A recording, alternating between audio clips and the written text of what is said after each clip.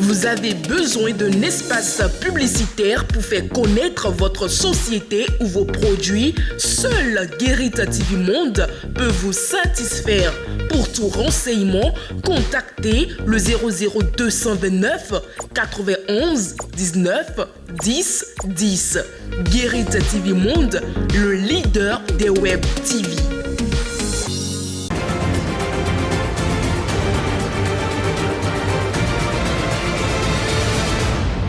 Guérit TV Monde, le leader des web TV au Bénin. Mesdames, Messieurs, bonsoir. Vous suivez Guérit TV Monde et voici l'édition du soir. Les titres. Session extraordinaire à la mairie de Porte-Novo ce lundi 14 août 2023. La présentation de l'avant-projet du document communal de programmation budgétaire pluriannuelle était au cœur de cette session qui a connu la participation des conseillers communaux. Le mouvement Les Témoins d'Olivier Bokor mobilise Abomey pour la candidature de l'homme d'affaires Olivier Bokor. Après l'installation de la coordination départementale ZOU, les membres du bureau communal Abomey vont être installés ce samedi 19 août 2023. Sa première saison dans le club saoudien est couronnée par le sacre du club qui vient de remporter la Coupe arabe des clubs champions 2023. Il s'agit bel et bien du footballeur Cristiano Ronaldo. Voilà pour les titres, le développement dans un instant.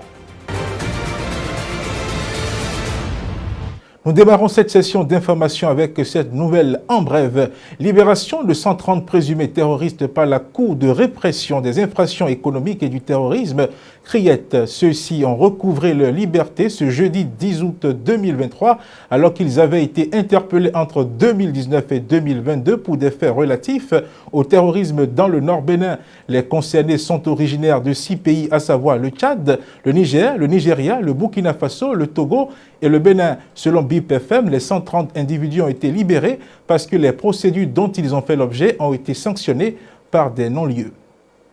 La deuxième session extraordinaire du conseil municipal de Porte-Novo s'est tenue ce jour à l'hôtel de ville. Le seul point inscrit à l'ordre du jour a été examiné par les conseillers. Ainsi, cette session a été marquée par l'adoption du document communal de programmation budgétaire pluriannuel. Reportage Faouzia Sefou, Kabir Ouadjadi.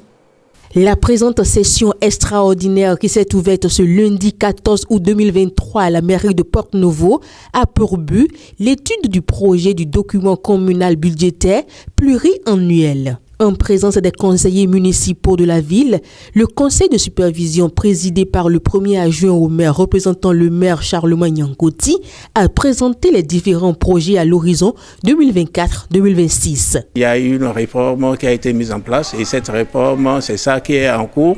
Donc il était nécessaire que nous tenions compte des dispositions de cette loi. Et cette loi a voulu changer les habitudes dans le cadre de l'élaboration des budgets.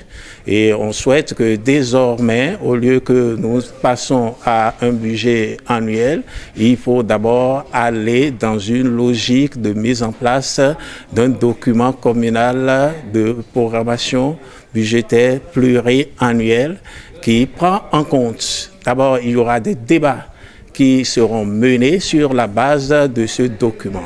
Le document en question nous permet d'avoir une idée d'abord sur la position de tout ce qu'il y a comme état des lieux. Quels sont les projets que nous comptons réaliser sur plusieurs années et voir dans quelle mesure nous organiser. Lorsque je prends par exemple le secteur de l'éducation, on peut déjà annoncer un montant et voir ce que nous pouvons réaliser en 2024 et dans cette même rubrique voir ce que nous pouvons faire en 2025 et de façon progressive aller en 2026.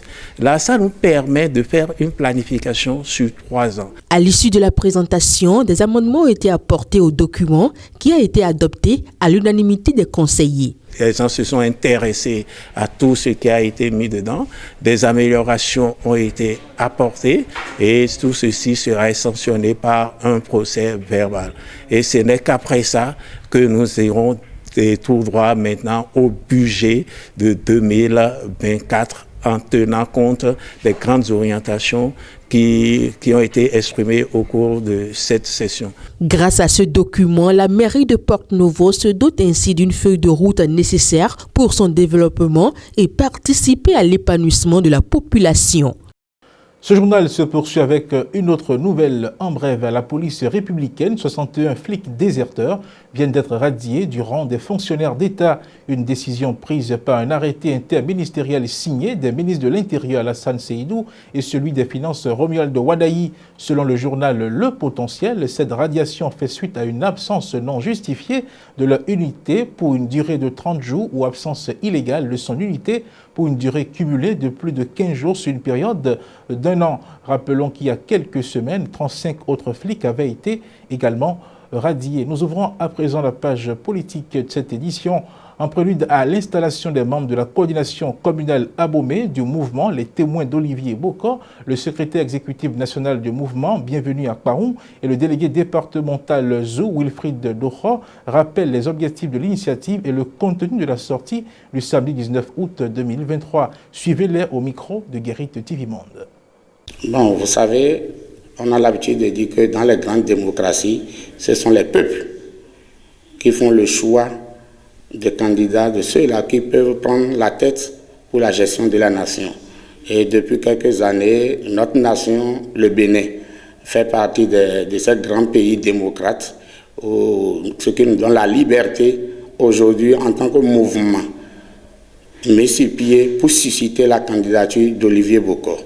Olivier Bokor, pourquoi Olivier Bokor? Depuis 2016, nous avons constaté quelqu'un dans l'ombre qui accompagne le président Talon. Mais il y a plus de 30 ans, il y a quelqu'un avec qui il a commencé les affaires, mais qui n'est pas caché. Et avec lui, ils ont supporté beaucoup de choses, affronté beaucoup de choses. Et les réformes courageuses que notre cher président Talon a mis sur pied depuis 2016, il y a quelqu'un dans l'homme qui accompagne. Vous savez que quand on parle d'Olivier Bokor, on parle de Talon. Alors, nous voulons quelqu'un pour la continuité des réformes qui sont engagées. Mais si nous faisons une erreur, nous allons faire reculer encore cette nation pendant plus de 40 ans. Alors, la jeunesse d'aujourd'hui, nous avons ensemble réfléchi pour dire qu'est-ce qu'il faut pour ce pays et qui il faut pour ce pays. C'est ce qui a fait notre soutien en 2016 à son excellence Patrick Talon. Mais nous sommes encore à quelques mois, quelques années de la fin de son mandat selon la Constitution. Alors, nous voyons que la jeunesse étant soucieuse et patriote, aspirant au réel développement de la nation béninoise, s'est réunie dans un creuset et dit qu'est-ce qu'il faut pour le Bénin dans le futur. D'où l'objectif de la continuité et d'où l'objectif du choix sur Olivier Bokor. C'est ce qui a donné naissance à ce que nous sommes aujourd'hui témoins d'Olivier Bokor. Donc c'est un mouvement pour susciter la candidature d'Olivier. Et ça a commencé par un groupuscule de personnes, après c'est devenu communal et maintenant ça s'étend sur tout le territoire béninois. Donc nous voyons que réellement le peuple a besoin de la continuité. Et quand on a besoin de la continuité, il faut quelqu'un intègre comme l'a été Patrice Talon pour pouvoir continuer l'œuvre qui est entamée pour un réel développement du pays. Je salue tous mes vaillants membres engagés dans le mouvement STOP. STOP signifie tout simplement les témoins de Olivier Bokor. Nous avons 3 objectifs. Le premier, c'est de faire connaître l'homme. Parler de monsieur, notre leader, son excellence, monsieur Bokor Olivier, c'est de faire connaître ses bonnes actions. Le deuxième, c'est de susciter sa candidature pour 2026 afin qu'il succède notre cher président, son excellence, monsieur Patrice Talon, et continuer ce qu'il fait. Et la troisième chose, c'est de gérer le pouvoir avec lui en 2026. Donc j'invite toute la population du Zou, dont je suis le délégué départemental, à venir massivement le 19 août 2023 pour assister à l'installation des membres du bureau communal, parce qu'on a déjà fait l'installation du bureau départemental, donc on fera l'installation du bureau communal d'arrondissement du village de Quartier ce jour-là. L'appel de Goro, justement, c'est Goro qui appelle ses enfants à Boumé. Dans l'interactualité à présent, au Gabon, la Cour constitutionnelle a validé le bulletin de vote unique. Ce faisant, elle a rejeté les requêtes introduites par l'opposition qui estime que le bulletin choisi ne respecte pas la séparation des pouvoirs. La page inter de ce jour nous amène également au Mali et à Madagascar. Elle est présentée par Latifat Koweno. La Cour constitutionnelle entérine le bulletin de vote unique. Dans sa décision, la Cour indique qu'aucun des moyens invoqués par les requérants n'ayant prospéré, leurs requêtes sont rejetées. Ce nouveau bulletin, dont le Centre gabonais des élections, CGE, est à l'origine, attise les tensions et complique le calendrier électoral. Si le décret fixant les nouvelles modalités de vote a été présenté le 4 août, les requêtes de l'opposition ont été déposées le 9, tandis que la Cour constitutionnelle a tranché le 12 et que les élections sont programmées le 26. Pour l'opposant Ange Kevin Nzigou, candidat aux législatives à Libreville, cette décision juridique n'a pas de sens. Pour la majorité, l'adoption du bulletin de vote unique est une bonne nouvelle, tandis que le CGE évoque une véritable innovation.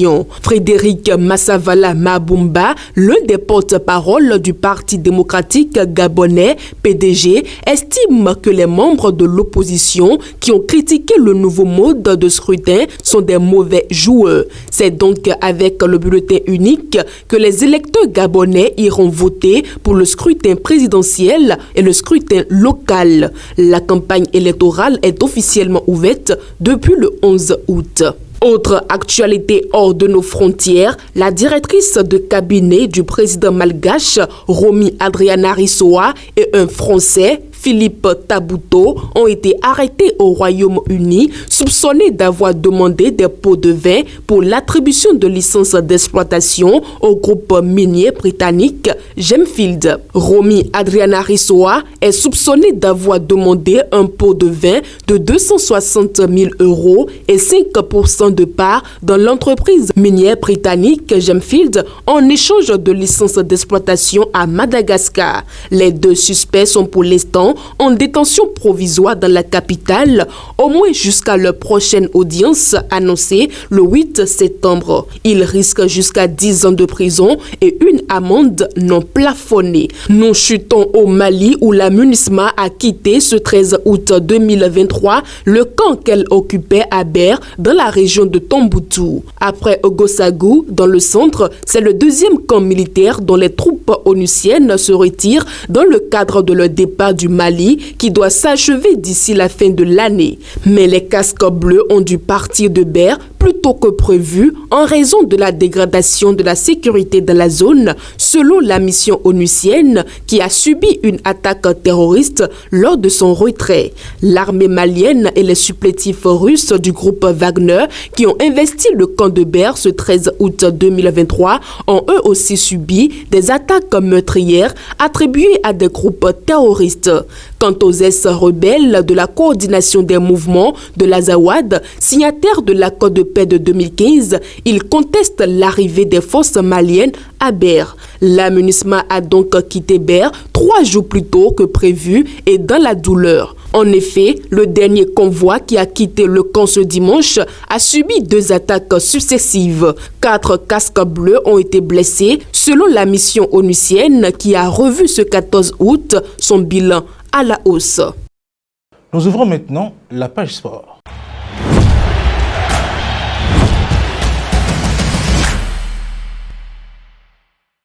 Le footballeur brésilien Neymar vient d'apposer sa signature sur un contrat qui le lie au club saoudien Al Hilal jusqu'au 30 juin 2025. La star du football allonge ainsi la liste des joueurs qui donnent de la visibilité au championnat saoudien. Le reste de la page des sports de cette édition avec Latifat Koweno. Coton Football Club du Bénin a clôturé la deuxième édition du tournoi international de football West Africa Champions Cup en remportant la victoire finale contre les Sierra Leone de Bo Rangers FC sur un score de 1-0. Le match qui s'est déroulé ce dimanche 13 août 2023 a été marqué par l'effort acharné des deux équipes, mais c'est finalement Mama Chérif Dine de Coton FC qui a inscrit le but décisif. Après ce succès, Coton Football Club se tourne désormais vers un nouveau défi de taille. Il s'agit des préliminaires de la Ligue des champions de la CAF. L'équipe s'apprête à affronter l'équipe ivoirienne de l'ASEC Mimosas dans un match aller prévu le dimanche 20 août 2023 au Bénin. Cette confrontation promet d'être un test majeur pour Coton FC alors qu'il cherche à s'affirmer sur la scène continentale. Parlons à présent de la finale de la Coupe arabe des clubs champions 2023. Al-Nasri a remporté cette coupe grâce en grande partie à un doublé sensationnel de la légende du football Cristiano Ronaldo. Avec une performance, il a inscrit 2 buts cruciaux pour son équipe, propulsant Al-Nasri vers la victoire. Les 2 buts de Cristiano Ronaldo ont été essentiels pour sceller cette victoire, tandis qu'Al-Hilal a réussi à marquer un but en réponse. Insuffisant donc pour empêcher Cristiano Ronaldo, Sadio Mané et ses coéquipiers de décrocher le premier trophée avec le Al-Nasri. Toujours dans l'actualité sportive, la France a été éliminée de la Coupe du Monde féminine 2023 après une défaite au tir au but face à l'Australie en quart de finale. Un match tendu et accroché ce samedi 12 août 2023 s'est soldé par un score de 0-0 dans le temps réglementaire et en prolongation, obligeant les deux équipes à se départager lors d'une séance de tir au but. La séance de tir au but a été le moment décisif de ce quart de finale intense. Malheureusement pour les Bleus, c'est l'Australie qui a pris l'avantage en remportant la séance avec 7 buts contre 6. La France quitte donc la compétition et n'aura plus d'occasion d'aller chercher le titre. Et avec cette victoire, l'Australie se qualifie pour les demi-finales de la Coupe du Monde féminine 2023. Et pour finir avec les informations sportives, la nouvelle tant attendue est arrivée ce dimanche 13 août 2023. Kylian Mbappé a été réintégré dans l'équipe première du Paris Saint-Germain. Après avoir été écarté et figuré parmi les indésirables du club, Mbappé retrouve enfin sa place au sein de l'équipe. Le PSG a fait l'annonce tant attendue dans un communiqué officiel. Cette décision marque un tournant majeur dans la relation entre le joueur et le club, et les supporters du PSG ne pourraient pas être plus ravis de cette nouvelle. Et bien voilà, c'est la fin de ce journal. Merci de l'avoir suivi et restez connectés à nos programmes sur guéritvmonde.dj.